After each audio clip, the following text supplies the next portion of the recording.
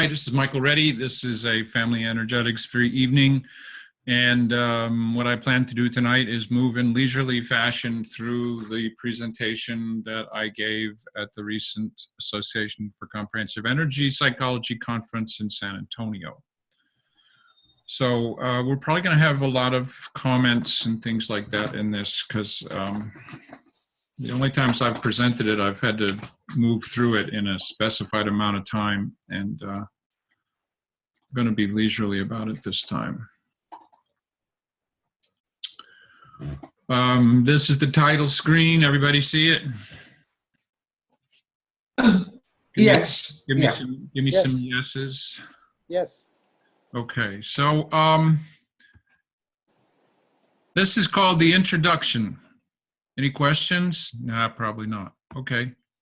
All right, so the theme of this conference was evolution of healing and consciousness, and I wish to note, which I've noted in several other contexts, that all of these, most of the people who write about this and most of these conferences and things, they seem to go straight from the personal to the planetary, or straight from the personal to the large scale ethnic or archetypal groups.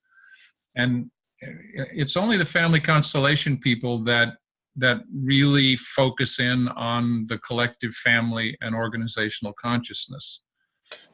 Consciousness itself is shared, and as well as individuated, trauma is shared.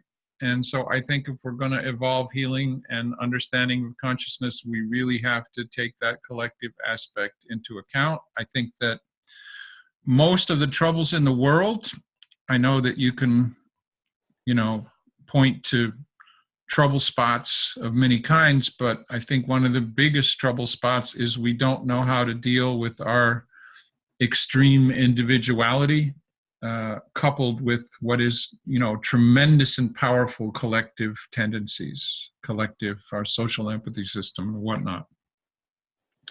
Three important terms here that I use.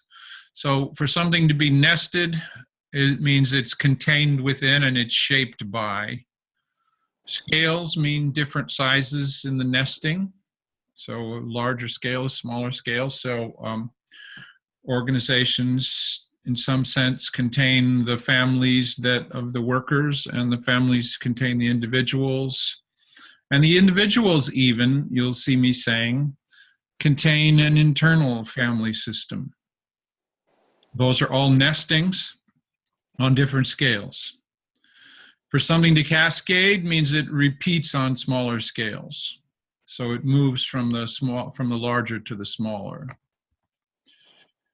I am coming around to seeing dysfunctional people or families or organizations or whatever as entangled wholes. And what I mean by that is that there's some kind of crucial shared common purpose, but that common purpose is beset by or hindered by competed purposes of the parts, especially when they don't have any way to communicate and compromise around their differences. I love this picture. I use it in various ways because it's, to me, it's just such a perfect example of an entangled whole, and I will come back to it. So this thing that I'm calling family energetics has a vision and a method. Here's the vision.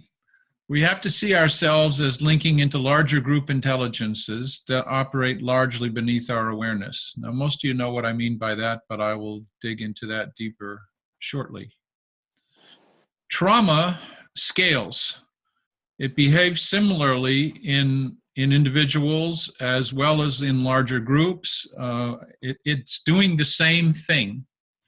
It's doing something profoundly similar within an organization or an ancestral family or a birth family or the internal family system of a person. It's doing very much the same thing. And what it's doing on all that, and I hope to actually, I don't know if not prove that to you, at least make that clear to you. What it does is it disconnects our subconscious social group intelligence from our more conscious, supposedly rational behavior.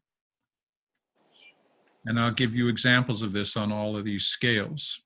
It's doing the same thing. I think that's important. If it's doing the same thing, If it's the source of a lot of our troubles and it's behaving the same on these different scales, then we can kind of expect that similar tools are going to help us work with it. The bad news is that the trauma is just all over the place on all these levels. And by trauma, I mean overwhelm of, in individuals at least, I mean threatening overwhelm to the nervous system, which leaves behind various forms of disconnection in the whole organism. And honestly, this is the same on, I don't care if it's an organization or the internal family system of a person. The other thing is it cascades. So you'll see examples of that. So I was talking here to a bunch of people who know a lot about energy psychology, but not so much about constellations and collective stuff. So EP means energy psychology in this context. And what I'm trying to suggest to them is that a lot of times they are doing EFT, the tapping routines, or EMDR, the eye movement routines, or TAT, or any of these tools that have been developed over the last 30 years. They're doing them on a whole person. They're doing them on an entangled whole.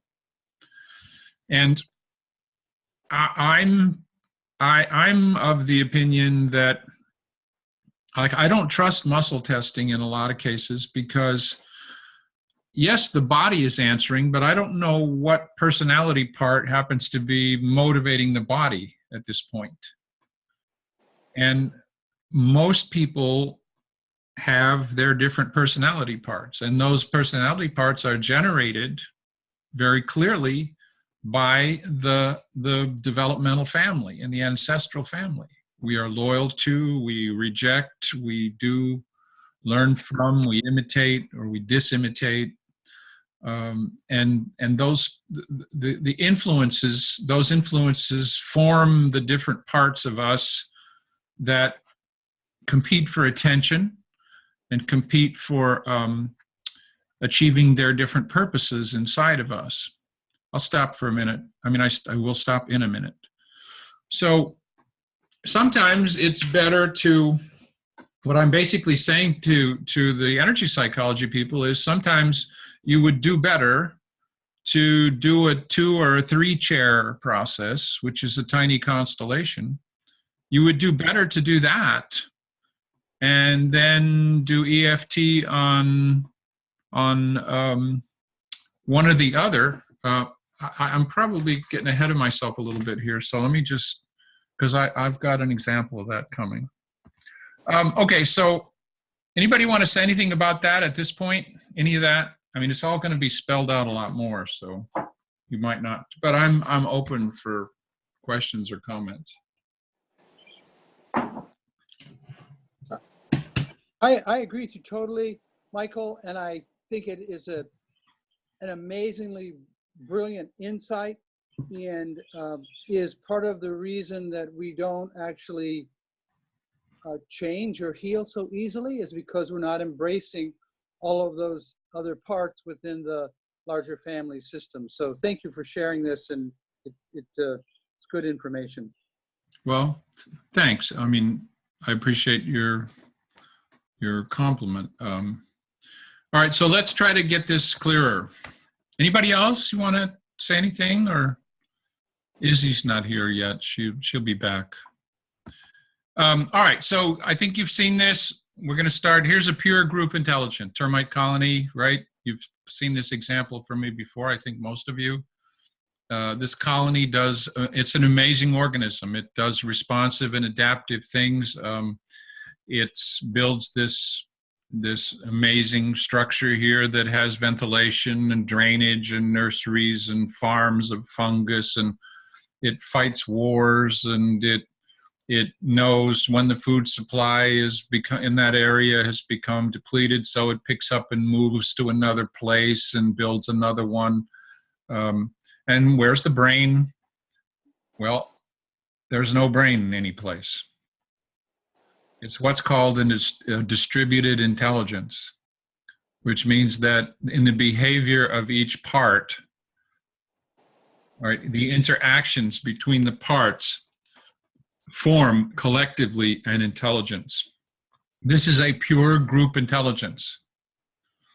If we move up through the species, down here, you know, we've got bees and ants and termites and things like that.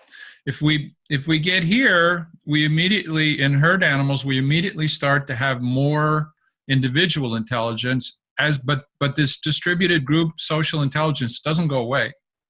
The herd is a herd. It behaves in certain ways.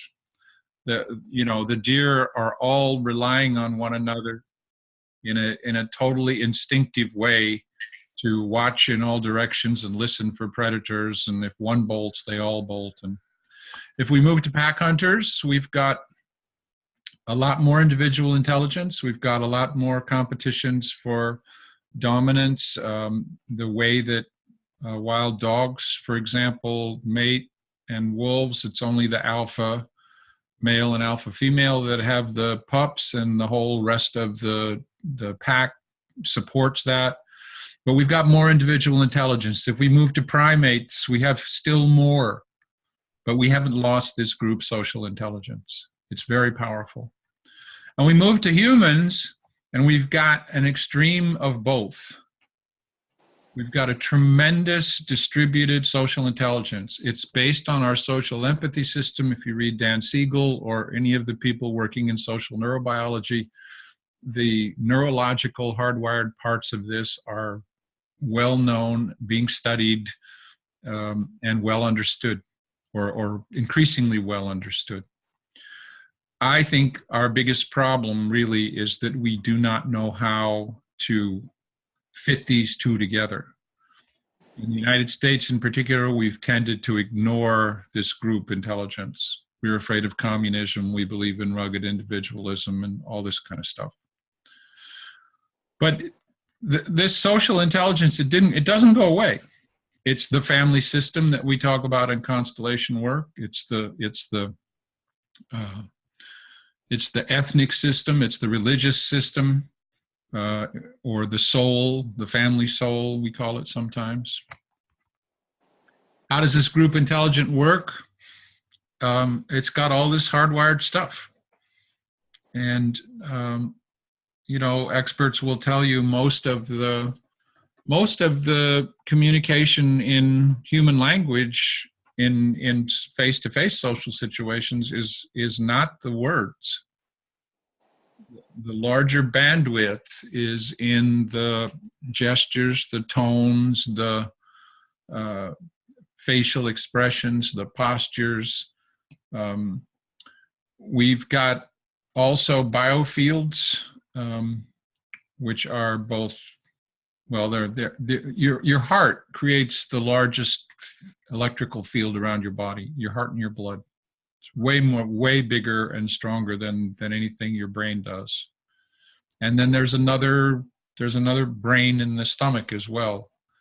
So when we are face to face, we are sharing, we're in each other's biofields. We are directly exposed to each other's energies. The subtler and the psychic energies are probably, they're non-local and atemporal. So most of we can sit here in a group like this and get profoundly connected in certain ways because we're certain kind of people, even though we're not in each other's biofields. I think it's important to understand that,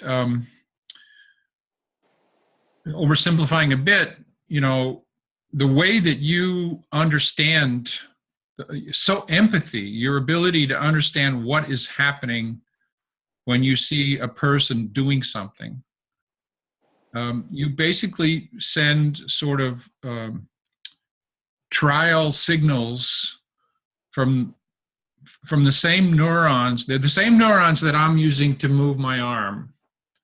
If I see Red moving his arm, I understand and feel what that's like he's sewing right now. So my sense of what that is like is created by the mirror neurons in my brain basically sending little signals down to my arm and hand that don't move my hand, but the signals come back up and they say, this is what it would feel like if you did that.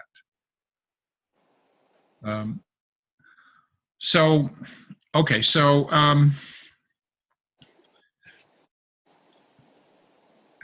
how are we doing here? You know, who am I leaving behind, or who wants to say something? Because there's a lot in this. Let me pop out of this for a second so I can see people.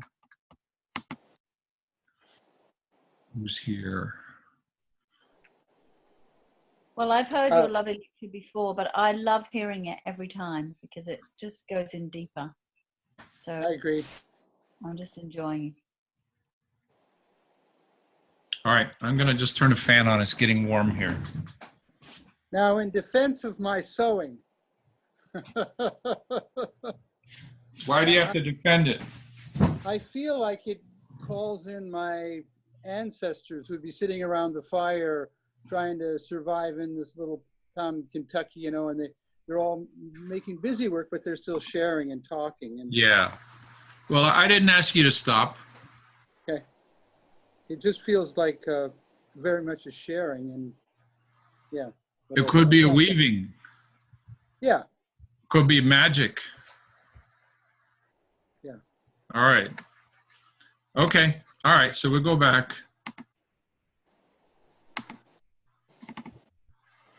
All right.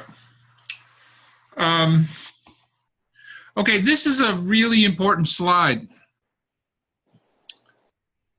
So in any group, there's two kinds of intelligence happening. There's this, you know, I go to a cocktail party, stand, you know, think about your behavior at a group, you know, before a conference at the, you know, the little, whatever they call it, the social thing or the banquet, or, you know, you walk in the room and in most cases, you're immediately conscious of whether you belong to a group or not. Are you standing there by yourself with your drink, which feels like ew, right? And so sometimes you find people to talk to just so you can be around somebody, all right? That is your subconscious collective system working, you know, overtime in a lot of cases. Some people you feel comfortable with, some people you don't. That's happening. Think about a team in a business, for example, that's got a task to perform that maybe isn't that easy, and they have to work together to do it. Well, there's this whole subconscious thing going on. Two, there's a couple of people who are sort of the leaders, and they have their personalities, and they are either pushy or friendly, or they like some people or they don't, or some people feel safe with them and some don't, right? You all know what that's like. So there's a book called Crucial Conversations, which makes a wonderful, explains in wonderful, beautiful detail that the conscious, if you were to measure the intelligence of that team, it's measured by how safe the members feel to think and talk to one another openly. Because if they don't feel safe, they don't contribute whatever perspective it is they have, and presumably they're in the team, on the team, because they got something, they know something about something that's relevant. Okay? The two behaviors that Crucial Conversations tells people to look out for are aggression and withdrawal. So when someone overpowers a point of view, when someone becomes aggressive and won't let someone talk, or puts them down, or refuses to hear them in some way, that's aggression. The person treated that way will often shut up. It's no longer safe, or my perspective isn't being heard. Now, notice that already here I can start to make my point that what's going on in that team? Well, the personality parts based on the developmental families and ancestral families of the people on that team, they're acting out their stuff. So one of the leaders of the group looks at someone and sees his mom and has a bad reaction to his mom, or feels such and such based on what happened when he grew up, or is connected, connected some way. And that leftover or inherited trauma is what's focusing the behavior of that leader towards this person. This person that's being somehow aggressed or not being allowed to speak will often be someone who got dumped on or something like that. May not, in which case there'll be some conflict, but often they will find each other, right? And their traumas will shake hands, and their shadow sides will just, start doing this dance. Now, notice that means that the mission of the group is compromised. All right? The conscious group intelligence goes down because there's things going on in the subconscious group intelligence that are preventing rational communication on the conscious level that would accomplish the mission of the team. Please tell me what sense that makes.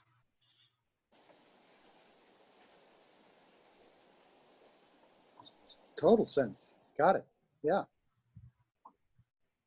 Please tell me anybody, if everybody's on board with that, great. But if not, I want to please to talk to me. I just think this is a really important insight, and argue with me or do whatever. Just. You mean if I'm not all contributing, then there's something lacking? Well, there's not a proper flow. They may not be contributing if they don't feel safe. Yeah. Or if someone else is overpowering points of view, then the contributions drop and the conscious intelligence goes down. This is exactly the same process that's happening inside you in the internal family system.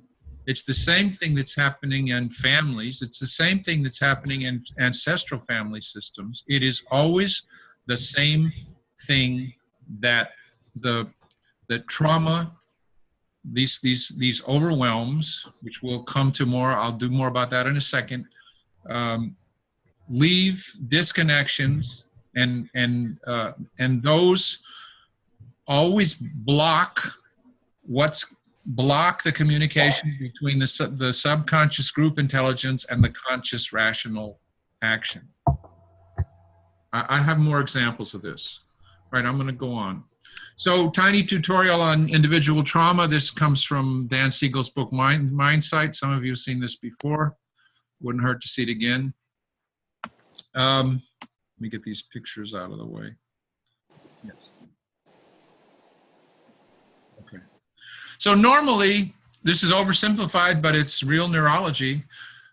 Your right brain is tracking what's happening to you in real time, and it's recording pretty much everything in what's called implicit or procedural memory. It's streaming, and its job is to stream the world to the left brain. The left brain does not have the same kind of access to it.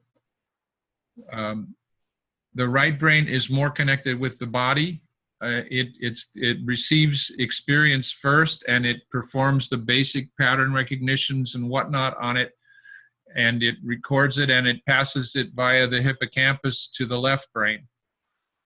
In the right brain, it's like you can't talk about how you ride a bicycle. You can do it.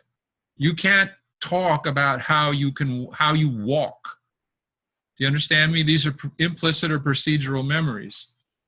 Your left brain can talk about things. They're called explicit memories.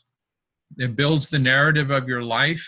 It does numbers. It can learn from experience. It can generalize. And in particular, like the bottom bullet point there, it time dates the memories so that they are seen as past. This is a huge big deal because when you're left, well, let me get to the next slide before I say why it's a huge big deal. What's happening now? Okay.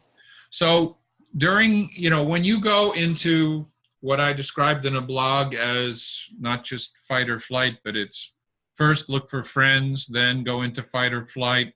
If fight or flight doesn't work, then go into freeze. Okay, and then after that, if you get through it somehow and you're still alive, go into forget. Go into forget mode, because you need to get working again, and these overwhelming memories are, inhibit your ability to behave in a reasonable manner. So the hippocampus shuts down. The left brain is not experiencing what's happening. And this is what keeps us alive. It's like both, this neocortex stuff is new. The limbic system is the reptilian brain and the limbic system are way, way older. They process in parallel. They steal during trauma, they steal the blood supply. They shut down the blood supply to the forebrain and to the left hemisphere, slow down. The blood goes where it's needed and we react. So, if you have repeated stress of a certain kind, the same pattern, or you have some catastrophic event, your left brain was offline while you reacted to that. And that means that there's these raw implicit memories of painful experience that are sitting in the right brain. See these dark little guys here? That's my symbolism for these painful memories. They're not memories that you can talk about, and they're often not memories that you can even recall explicitly. Okay?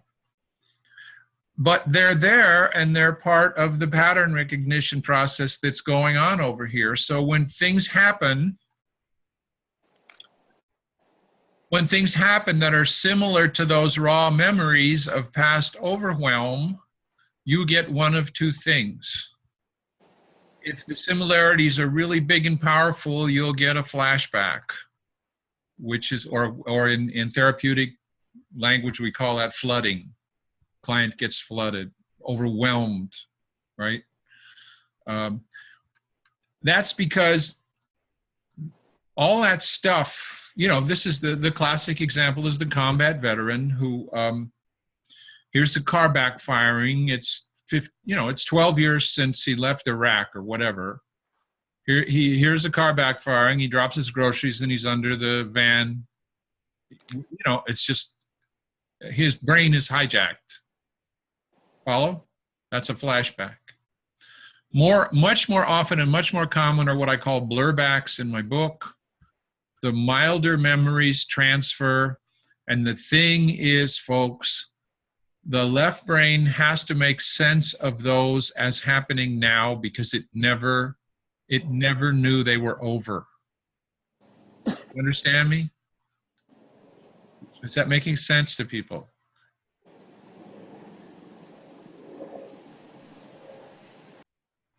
I'm distracted by the cat. I'm distracted by the cat, Izzy.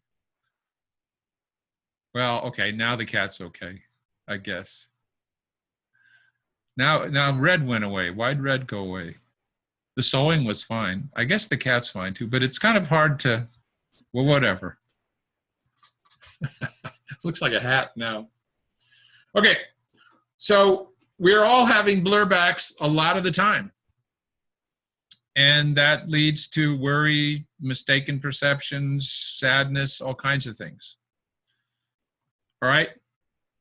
Would you say that people who suffer from paranoia, they think that the door to the bad experience is open all the time? They feel under threat all the time. Yeah. That's not a question, is it? Did you say it? Oh, well, I was asking you, when people are paranoid, constantly worried, Is it because they think that that door to whatever the bad experience was in the past is just open all the time? That's a perfectly good way of saying it. If that door is open all the time, it means that they've got a lot of these dark little guys sitting over here, right? That have never been processed. In order for them in order to process them, what we need to do is to find a way for these little dark guys to come over to the left brain in a situation where the client is safe, resourced, and the hippocampus can stay online and the left brain can work with them. You follow me, right? Yeah. Okay. So energy psychology, like the EMDR, for example, the tapping, Dan Benor's, this sort of combination of EMDR and EFT, all of those are part of what they're doing is, number one, they're calming, and number two, they're keeping the two hemispheres functioning while we bring up the old painful stuff. This is because the left brain needs to witness them. It needs to make them part of its life story. Okay? It needs to accept that they happen, and it needs to know that they're over. Right? That's what's happening to me now in graduate school with my dissertation advisor is not my dad, which I tell you in a couple of, I did not know. All right. And I think you've heard me say before, if you walk around you with a kind of trauma field based on these perceptions, because you're not actually in the present. So someone does something, bumps you accidentally, that reminds you of stuff that happened growing up. You react with a chip on your shoulder, all right? Or you cringe, or you do something based on partly what happened in the present, but also very much on stuff that happened in the past that it is not happening right now. The person's accidentally bumped you. There was no bad intention. Do you follow me? But because you cringe, or because you look around and say, hey, what this? Because you react in terms of this past stuff, then that person feels like, hey, that person now gets engaged, right? It was an accident. What's the matter with you? It's because you get that feeling back again. Yeah. It rises up inside you. That's what these pictures are. Yeah. It's exactly what these pictures are. And you get that feeling, what you're describing is your left brain doesn't know it's over. It has not literally. I mean, there were all these experiments way back, Sperry back in the 70s. They cut the corpus callosum in epileptics to stop seizures. And they discovered that there were two separate intelligences operating that weren't communicating anymore. So you could show something to the left eye, and the right brain would know about it. So that would mean that because the right brain knew about it and the right brain had controlled the body, the person could point to it reliably, but the left brain didn't see it. So therefore, the person could not tell you what the hell it was, even though the person could point to it and say, it was this, but they couldn't tell you what it was, and they had no idea how they knew it was this. Does that make sense? Yeah, they couldn't process it. Yeah. They were aware of it, but they couldn't process it. They were split. Part of them was aware of it, and part of them, the conscious, the more rational, more linguistic part of them couldn't operate with it. Now you notice that this is another example of the same thing I was talking about in the group intelligence thing, in the when we go back to this slide. I just showed you in this a picture of the same thing happening. Okay? The implicit, more collective social intelligence over here on this side is cut off from the more rational side over here. That's what trauma does. To me, I think it's amazing and interesting that it's doing the same thing on all these levels. Okay, now this, you don't need this, but this was for the energy psychology people. I need to remind them we've got two kinds of trauma. There's the kind you experience yourself, and then there's the stuff that you didn't experience, but you've inherited it. We know more and more that epigenetically, these switches, these methyl switches that control the genes, turn the genes on and off, they're heritable. And it obviously comes down in psychic ways as well. The interesting thing is, just as personal trauma tends to be triggered later in the life of an individual, ancestral trauma gets triggered in later generations, which I think is just fascinating. It means that collective, that transgenerational family is an organism. It's doing exactly the same thing. It's doing exactly the same thing that's going on in the individual person. We go into forget mode. We repress this stuff because we have to function. And I've just tried to explain to you that when we get triggered, we're not in the present. We're not going to function well. We're going to make decisions based on feelings of overwhelm that aren't really, they're not present tense. So we repress it. All right. The family system does something very similar. Grandpa can't deal with it. It affects the family system, but it's still there. So grandson or somebody, or granddaughter or somebody, it pops back up again for clearing and for healing. I think that's just amazing. So this is similar behavior on two nested scales. Okay, I'm going to stop for a second because, yeah. I'm going to stop for a second and ask you, oh, I need to move this thing.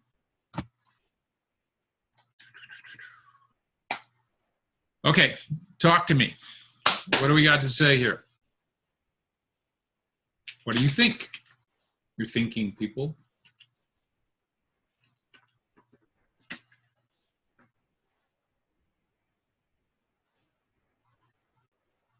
I just reiterate, I love hearing it again because there's one thing to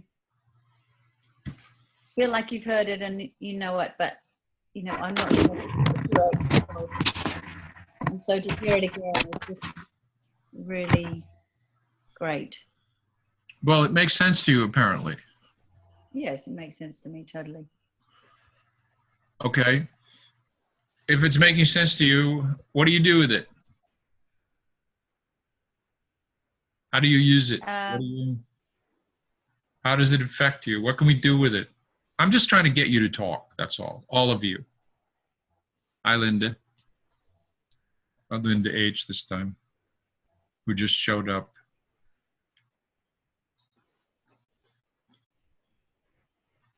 Okay, I guess I'm not going to succeed at this time, huh? Well, I thought, is he still talking? Is he? No, she's not talking. Sorry, I'm a bit below par today. Really bad back, and my brain's a bit foggy at the same time. Okay. That's all right, Izzy. All right, so I can keep on going. That's all right. Now, Can I just quickly ask something? Just love it. Is it because the mind goes numb? You know, when you get an awful trauma or you get a fright or whatever, the mind sort of goes numb. Yes. Is that why that it doesn't go through to the left side of the brain? Yes. That it doesn't get fed through or whatever. What you're expressing very eloquently with your term mind going numb is that the hippocampus shuts down and the memories, the experience is not transferred over to the left side of the brain, so it doesn't know what's happening. It's literally offline. or its function. I mean, it may not be a total black and white thing, but its effectiveness and its presence is way reduced. You know yourself what happens when you get in some situation where you're very stressed or threatened. You know what I mean? You sort of can't think straight. You can't form sentences easily. It's, you know, sometimes when you know you're going into a stressful situation, you're going to have to stand up for yourself. You're sitting there trying to build the sentences in advance, so you'll be able to speak them when you get into the situation, because your left brain is not going to be there. Numb is a perfectly good word. And that's why people's minds go blank.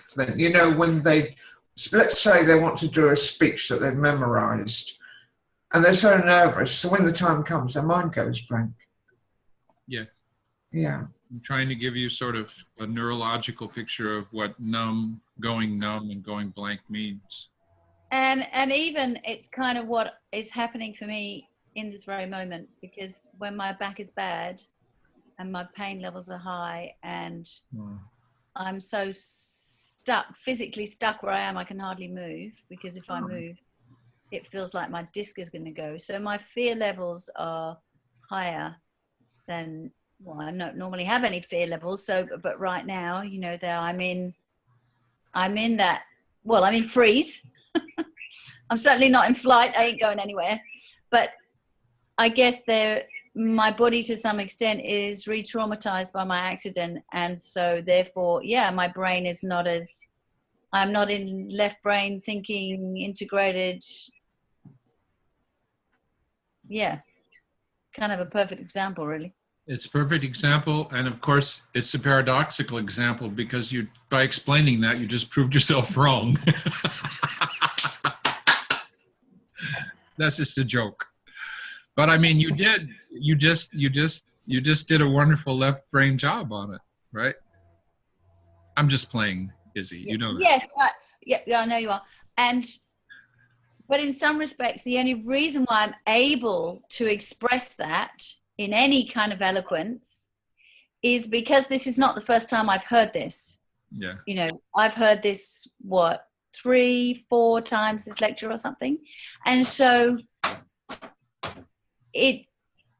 I'm not actually drawing on, like, it's not like I've had new information coming in and I've been able to process that and I'm explaining from that place. It's almost like I'm drawing on previous solid foundation knowledge.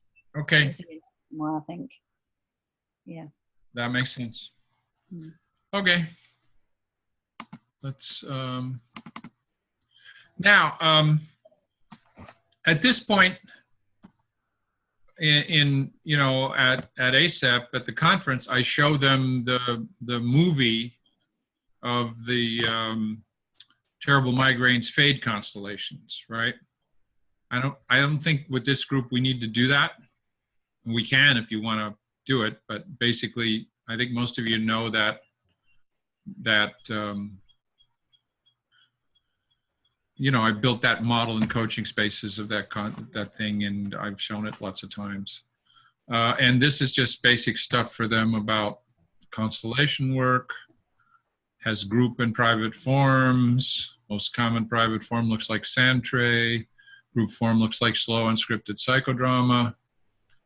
Here's a picture of a tiny little home altar tabletop constellation. Elements chosen intuitively. This is a picture which illustrates again why I think it's way better to use household objects for these kinds of constellations than to use markers or figures, because there's such a vast difference in the amount of symbolism. If these were all little figures, right, of the kind that you can buy, or markers, look at the information that would be missing. Yeah. Dad being a great big butcher knife with the sharp edge pointed at the client.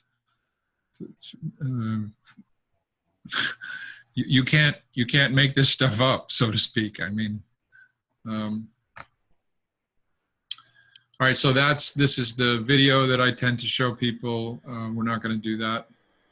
Okay, so now let's start looking at 4 scales of human groups. And I don't think any of you have seen these. Maybe you've seen these. So I told you what nested means. I told you what scales means. Things that are nested inside one another, the other word is embedded. So the personality parts in a person, your personality parts are embedded in the family of origin. I use family of origin because it might not be your birth family if you're an orphan. So your developmental family might not be your birth family. So I just use family of origin. These are embedded in an ancestral family, which we often look at 3 generations of that, but it's larger. And these are embedded in nations and religions and businesses and countries and all kinds of things. And it's very important to note it that I'm looking at individuals as collectives as well. The book on this by Richard Schwartz called Internal Family Systems Therapy is a super good book. And he's the one who opened my eyes, in a sense, to the fact that, no, wait, you know, this internal, here, let me say it this way. You tend to experience your personality parts as different perspectives that pop up when you're trying to make a decision. Okay? So, oh, if I do this, it'll blah, blah, blah, blah, or if I do that, it'll blah, blah, blah, blah. All right. Those are sort of implicit personality parts. And in many cases, they cluster in well, let's go, let me go on and I'll get to that in a minute. We'll just start. Michael, Yeah, go ahead. The name of that book for me? Internal Family Systems Therapy. Schwartz without a T. Richard Schwartz. Schwartz. Really a very, very good book. He's, okay, what I started to say, he's the guy who basically pointed out that a person's internal family system is a family, and it grew in direct response to the developmental and ancestral families. It's either, you know, bondings, imitations, rejections, right? I mean, these are all, you know, in psychology, these are also called introjections. So I walk around with a model of my father in my head. You know, I built that model in order to predict his behavior, in order to keep myself safe. That's one of my personality parts. What do you think about people, it's more so in the past, where they had a lot of interbreeding, you know, small villages, that kind of thing. So wouldn't these things be sort of multiplied, all these things that you're talking about? What do you mean by multiplied, hon? Do you mean that it would be sort of, well, if there was no interbreeding, you'd have a set of things that had taken place and that. But when there's interbreeding, it's like more layers of whatever.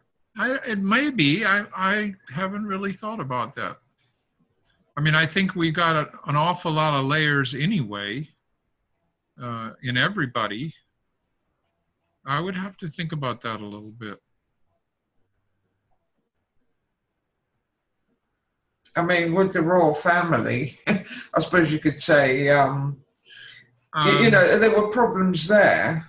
And I think lots of people say that that's why they introduced people like Diana and Fergie. To bring in new blood, because they were just, well, basically there was kind of interbreeding going on, wasn't there? You know, cousins marrying cousins and that kind of thing. I didn't understand. That's why they did what? That's why they introduced, well, a lot of people say that that's why they introduced new blood. So there was Diana, and then Prince Andrew married Sarah Ferguson. Ah, okay. Now I get it. Yes. Yeah. Well, That probably. even going beyond that, when you think back, perhaps much further back in English history, because that's what probably we both know, there would have been quite a lot of trauma in various groups within the families, as they all murdered each other to gain ascendancy, and so there would have been widespread trauma that became increasingly focused. And then even if you brought in somebody, say, from a royal family from another country, there's even more trauma that comes in, and it's like an arrow into the trauma in that family. It's no wonder they did start to go crazy. And it mightn't be the genetics so much as this multiplication of traumas, of losses, and so on, that would have come down through the way the females were treated, and then the males. I think that's a really interesting point that you've made, Marie, and that's how I would look at it. Just almost like it becomes a deafening sound, and it's not diluted by anything else. I think that makes great sense, Linda. Thank you. Thank you, Marie. I think about the Appalachian Mountain families, and I guess the family stuff gets very intense there. They're known for the feuds and the blood feuds and all that. And there is a lot of intermarriage and stuff. I never thought about that. Thank you. Okay. So now let's watch what happens here. So there's our nestings that we're talking about. So trauma cascades. There it is. There's what's wrong with the world. That picture right there. You've got families of origin raising damaged children who grow up and create damaged larger organizations, which damage ancestral and internal families. I don't see, I think we're making a mistake. I think a lot of the healing community at large is making a mistake in the sense that we will not change the world by healing individuals alone. We're going to have to understand and heal these larger group intelligences.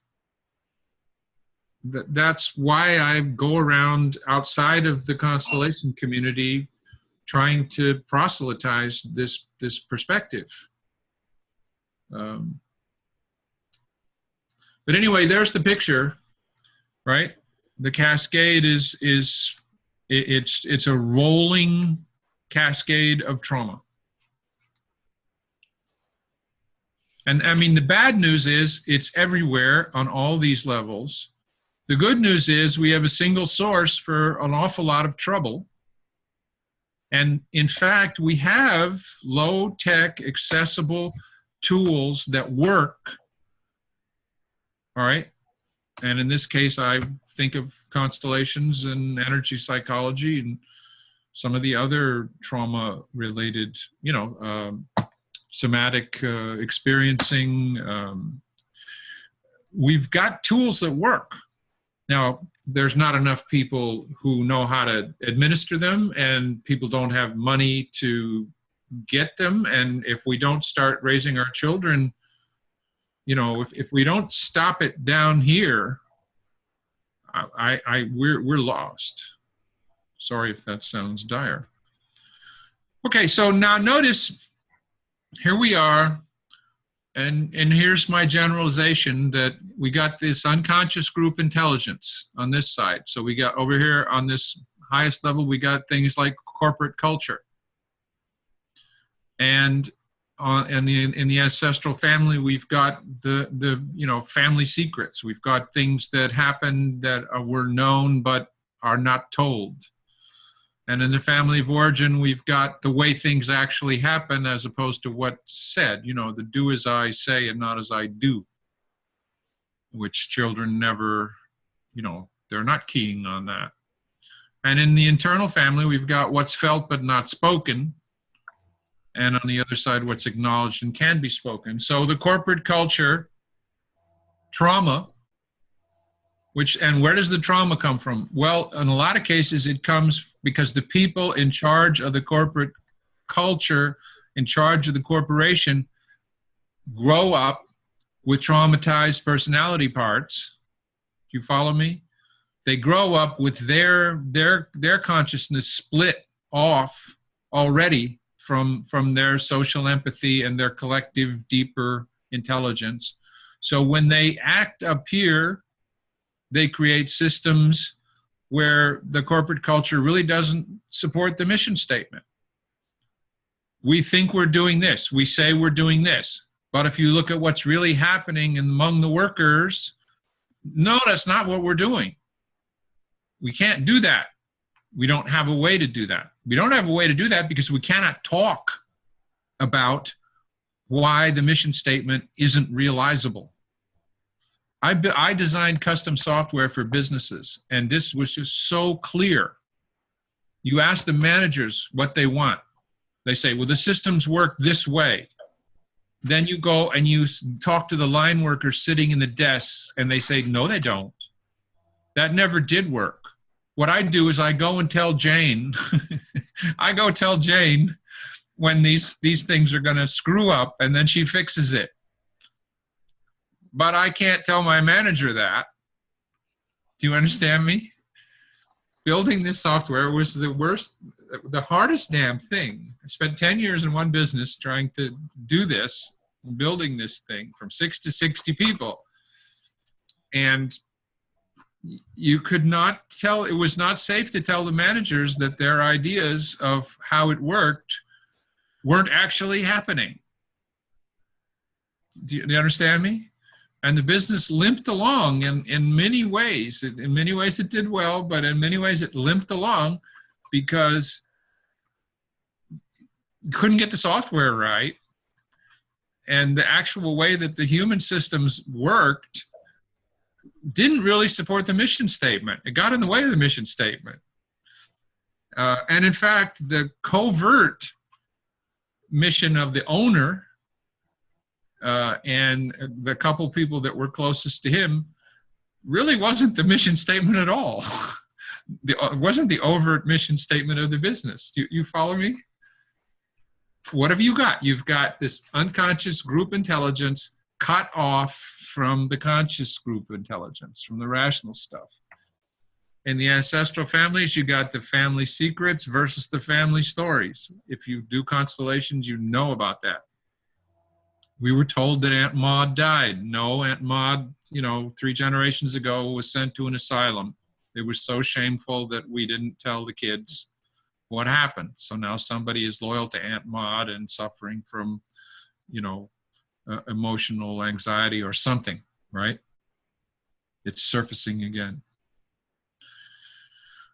And then in here, we've got this same thing going on, that this subconscious collective social intelligence, mostly in the right brain, which is, it's way more powerful than the conscious stuff, frankly.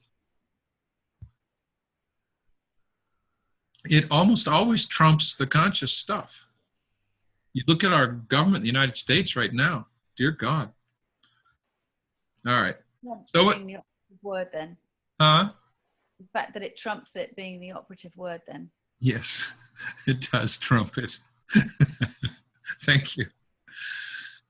So anyway, here's the picture of doing the same thing on all these levels.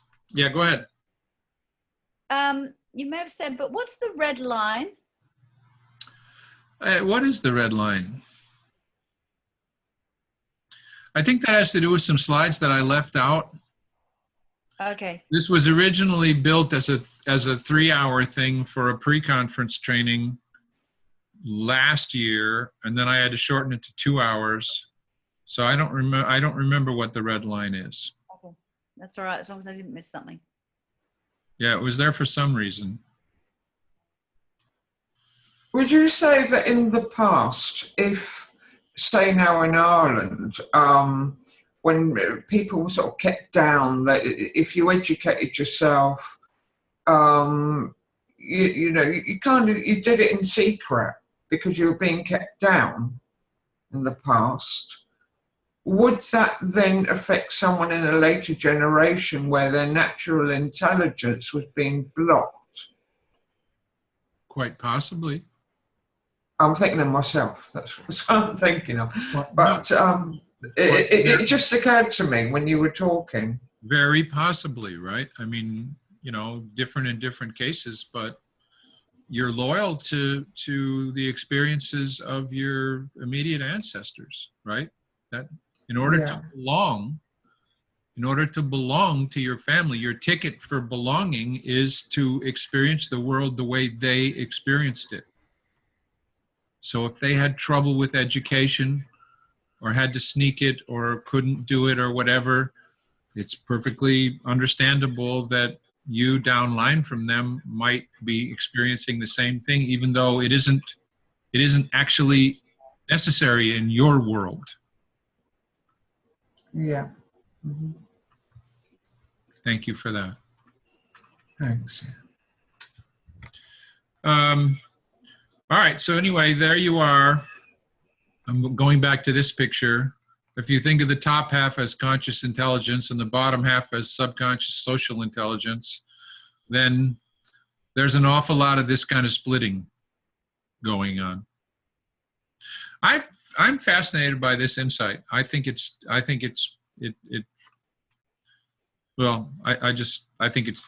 fascinating. Did I say that? It's fascinating. All right. So the constellation, there were more of these slides in the longer version. Here's a picture of the terrible migraines fade situation.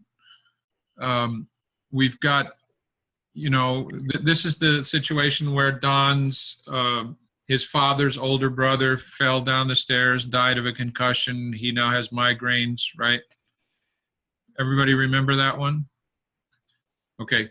So I wanted to show a picture here of, you know, this is my little symbol for the repressed stuff. It skipped a generation and pops up down here. Don's subconscious and his body is doing the mourning that these people didn't do up here. Because although what they really experienced was tragic grief and loss, what they did was angry, bitter silence. Do you follow me?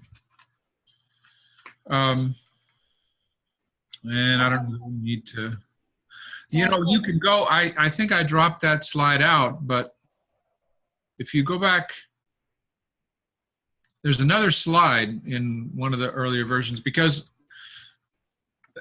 that particular constellation, so the uncle, Don's uncle, his father's older brother, right, died at 4 years old, fell through a broken stair railing that was wobbly, right? And grandpa blamed grandma and grandma blamed grandpa. And so the whole family, you know, went into shock around this and changed. Now, imagine the following. Don's father's older brother, his uncle, it's near Halloween, which it was, and he wants to dress up as a clown. So he's trying on his clown costume, but he doesn't have big clown shoes, so he puts on his father's old army boots, which are these big things that are way monstrously too big for him, right? And starts to come down the stairs, and it's because of wearing the army boots that he trips and falls through the railing and dies. Okay? So now we go back to Grandpa. Well, Grandpa invaded Iwo Jima in World War II, went through all sorts of hell, right? Because of the military culture, which was tough it out and don't talk about it to anybody. This is the overt stuff, the rational stuff. Oh, this is the way we cope with this, right? You're looking at trauma that Grandpa never dealt with that may well have expressed in his oldest son's falling through the stairrail, which Right. then, which I'm almost done, which then, because they didn't deal with that, bounced all the way down to Don, the grandson. Do you see what I mean? So you have you got 3 generations in this cascade here. And where did it start in this case? It started with, terrible experiences in World War II that grandpa never could talk about, right? And somehow in this psychic way, his oldest son takes on that trauma and the survivor guilt, probably, okay, from killing a lot of people and seeing a lot of his buddies killed, right? So the oldest son puts on the army boots and goes into death. That's a classic example of the way this stuff works. Okay, Izzy, go ahead, please. Oh, I liked that. I hadn't actually heard that additional bit of the information before, those army boots thing. It made me think of my own personal thing, especially since I'm going through my back thing again at the moment. So, which for the info for the rest of the group. So Michael and I did a constellation last year on my back accident where I fell. My grandfather had fallen, my great-grandfather, had fallen from a roof. And cutting a long story short, my allegiance to him and all the trauma that resulted from that for the rest of my family and my female line. But then there was an energy that we went back, we can't know this, but both of us felt this really strong feeling that there was an ancestor before him, that we both got these images of a man being caught or fallen from the rigging. And in my particular accident with my back, I fell because I didn't have the rigging. It was actually that phrase. That's what we used to call the trampolining safety equipment. We used to call it the rigging. It was these ropes, and you were strapped to these ropes, and the rigging would have saved me. And, there's just it's just a really beautiful graphic demonstration of how that trauma cascades down when it's not dealt with at that seed thing. Yeah, I just wanted to share that. Thank you, Izzy. Thank you very much. Anybody else want to say anything? Okay. Yeah, sorry. Can I quickly go back to what I was talking about, where the people in Ireland, they were trying to educate themselves secretly with lookouts as well. Could this also be the cause of the schizophrenia in my family? Because if you're highly intelligent, but you're being kept down, your mind's overworking all the time, and you get ideas that a normal person wouldn't get. Typically, I think most people in the constellation community tend to associate schizophrenia with more drastic and severe catastrophic stuff in the ancestry, deaths and murders and stuff like that. Now, there's no general rules for this, right? But isn't keeping people down kind of killing their spirit? Absolutely. I mean, look, in Ireland and Scotland have fear God, And the fear that Marie, what were the consequences if you were found educating? Was that fear really high? What happened? They had lookouts, yeah. Yeah. And if they were caught, what happened? I don't know. I wasn't told that bit, but I think it would have been, they didn't want them having knowledge, that they wanted to just keep them down, keep them ignorant. I'm just wondering if somebody did get caught and the results of that being caught were catastrophic. Well, that makes sense. That makes more sense. Yeah, that could have happened. Yeah, but of course it's going back sort of certain number of generations, so I wouldn't know about that. Intense stuff, really intense stuff propagates further. It cascades further.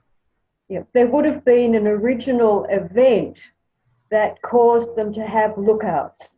So that original event that made them realize that they did need to have lookouts was probably traumatic. Yes, true. There's an author, Diana Gabaldon. I don't know how to pronounce her last name, Gabaldon. She's got a whole series of novels about this World War II nurse who goes back in time to Scotland a couple hundred years ago during the Jacobite Revolution or something. And I mean, the descriptions, you know, what happened to the Highland clans is just another case of genocide. I mean, it's all just, you know, the thing is, all this horror in the external world, the wars and the power struggles and all that stuff, it's just the external mirror of all the trauma in the families. It's, you know, when I first was in Mark Woolin's long training about this, you know, and I started to see these family systems, it was like, oh my God, you know, we're very focused on stopping the wars or whatever, bring peace or feed the people, but it's just a reflection of this huge ongoing, you know, cascading, revolving door trauma in just trying to birth and raise families. You could think of that as the more feminine side if you want, but it's what generates all the trouble.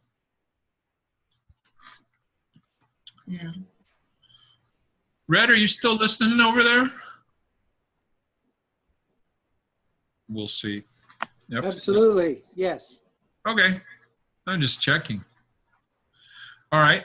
I think we're not going to get all the way through this, which is interesting because we'll come back in 2 weeks and there's a bunch of more stuff here that some of you have not seen or heard. Okay, here's a kind of summary. So dysfunctions on any level are tangles of confused competing parts bound together by a shared purpose. Nice definition. Huh? Nice definition. Thank you. So if energy psychology techniques work applied to the whole, that's fine. But if they don't, or they are slow, or changes don't last, break out the key parts in such a way as to capture the major tensions, personify them, and arrange them in space. That's what a constellation does. Okay? That's exactly what a constellation does. So what I'm really saying here is energy psychology would benefit and will benefit, I hope, from learning that sometimes you don't want to just sit and tap on the person. You want to set out here, well, we'll come to it in a second. Sorry, there's a picture. Break out the key parts, constellate the key parts in such a way as to capture the major tensions, personify them, that's really important, give them a voice, treat them like people. Because this allows these, what appear just as perspectives or stories, right, competing in the mind. You give them, you personify, you give them the dignity of a person, and they will respond that way. And they can start learning to talk to one another. This is what I do with an awful lot of my clients. A lot of my clients are ongoing clients. I'll give you an example in a second. Basically, and that means you can tap on, you got 3 different parts here, and I'll come to that example. And they need to tap on different things. They need different things. There's an outer self that's dealing with 2 different competing traumatized self parts. I should just wait till I get to the example. Let me find that example right now. All right, so here we go. So this is an actual client that I worked with, 45 years old, sexually abused at 6, absolutely enraged at about 14 years old. And so, just in terms of this picture, this lady had an outer self that was, a manager, the person who's trying to live life, right? But what have we got? Well, we've got a whole set of repressed memories based on this abuse, right? Which have generated later after puberty this furiously angry part. So there's the wounded 5-year-old that got abused. Wait till the cat goes here. I don't know why, but it's just it's distracting to see this stuff going on. All right, I'll try to focus.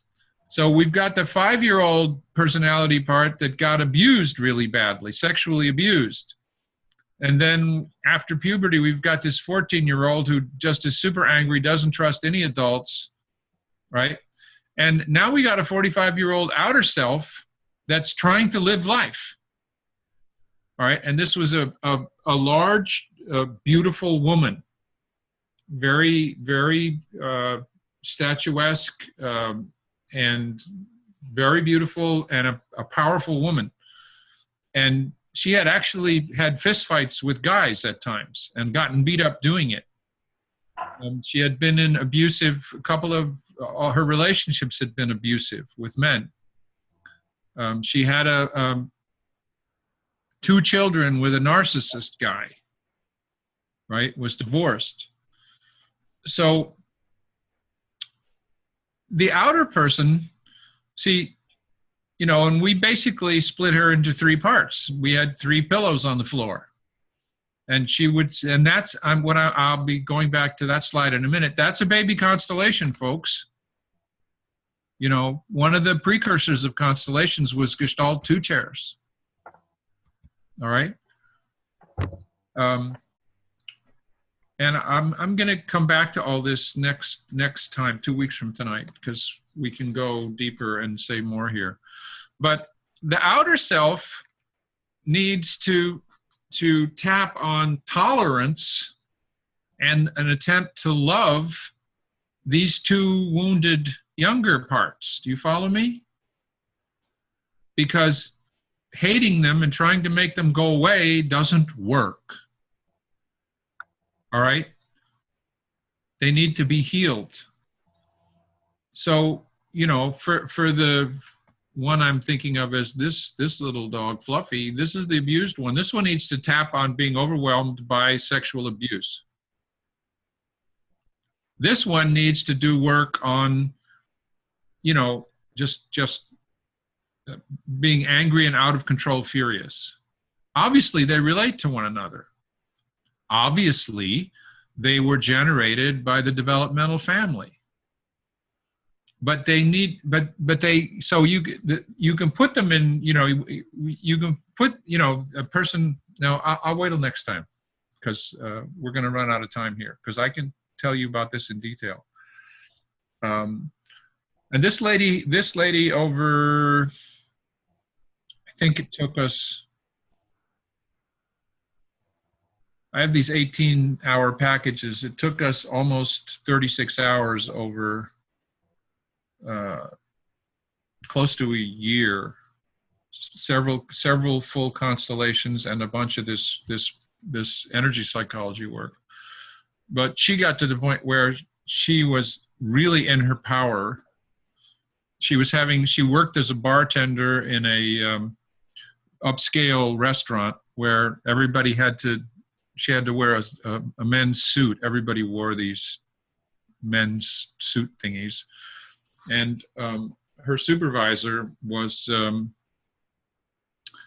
very abusive towards her.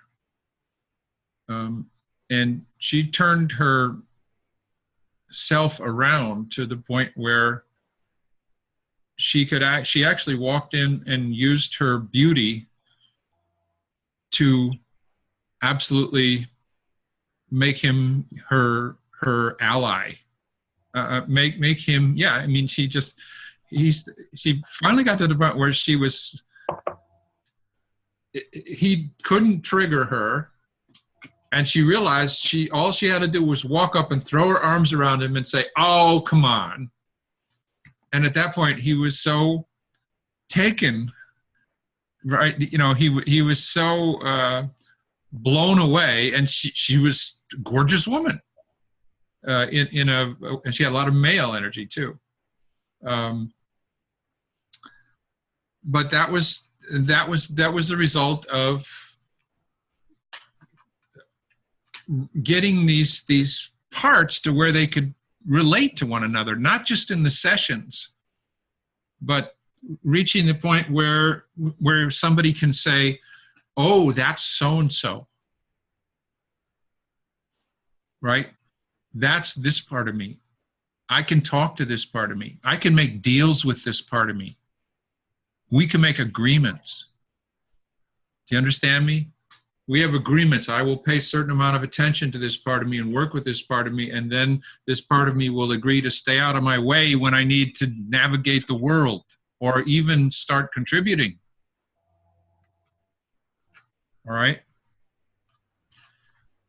How are we doing? So I jumped ahead. I think I'll stop here because we're into the second half of this. There's a bunch more. I don't think some of you have seen it yet. So why don't we save that for next time?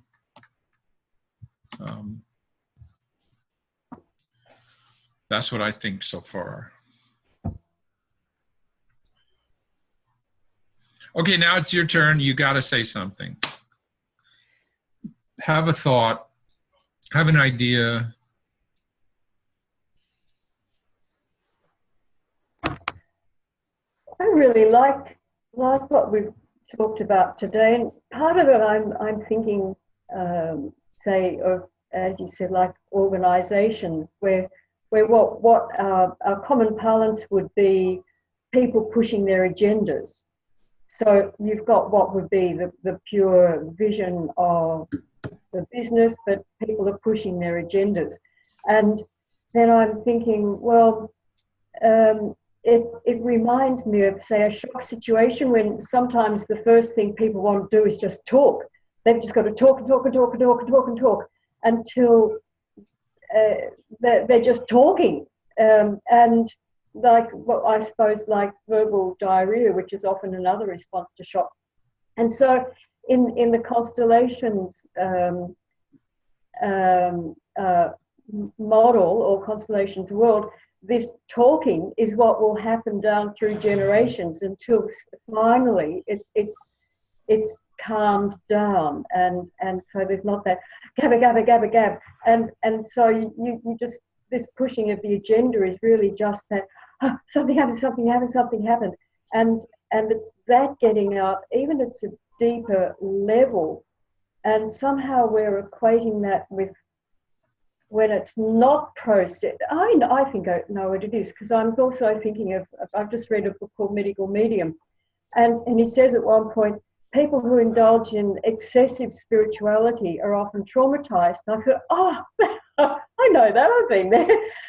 I spent about 2 years just sitting on the sofa, knitting, listening to spiritual tapes. And I look back now and think, yeah, I was really, I could never have processed anything. And I've seen this image. And so this is what you've got happening down through the generations. It just sits there until all of a sudden it starts to talk. Talk. Am I going to be able to get this out now? Am I going to be able to heal this? I find this really interesting, how all of a sudden this, what's sitting there will suddenly emerge, perhaps because there is a chance for it to be healed, and it just will seize its moment to get out. A bit like, I'm just going to debrief for a moment, I'm thinking of the Grenfell Towers, which I think is absolutely fascinating. Can you hear me? Just that last, what was the Charles thing? Or? The Grenfell Towers in London, that huge fire of the high-rise building. I don't know if you saw it in America. because I was thinking, how did a fridge catch fire like that, which occasionally they do explode? But I'm thinking of like particle transference. What do they call it? Non-local activation, and just so much anger. I just learned before I came on this call, the fire had been put out, so there was still so much anger, so much. I mean, the incredible trauma of so many refugees and displaced people, and so we just really wonder what was behind this. That caused that immense fire, and just huge number of people. And even where they said maybe there was 4 people in a flat, there was couch surfing, there would have been at least double to triple the number of residents probably there that was said. So there's a lot of incredible things happening. And also this comes down to the trauma in the whole of England's history. And we come back again to what Marie was saying, in England's history of this feudal system and the poor people being utterly downtrodden. And suddenly this fire, like a chimney, just takes hold even after the original fire was out. I find the dimensions of this to be extremely interesting and almost like a spiritual call. Come on, let's address this history in the whole of England. Fascinating. Okay, this fire that you're talking about, this is recent or back in history? Or? Oh, yes, what, about 6? So you see, being part of the British Commonwealth, we get to know what happens in London. It's well worth perhaps doing a YouTube for it. When did it happen, hon? About 6 days ago. Okay, thank you. Yeah. A 27-story building just totally ignited, and utter neglect. No sprinklers in the system. Very, very. It couldn't have been more of a searchlight on social equality, and I find it fascinating to understand the dimensions behind it. It sounds archetypal. Yes, exactly. Yeah. Okay. So Sandy, let's stop the recording.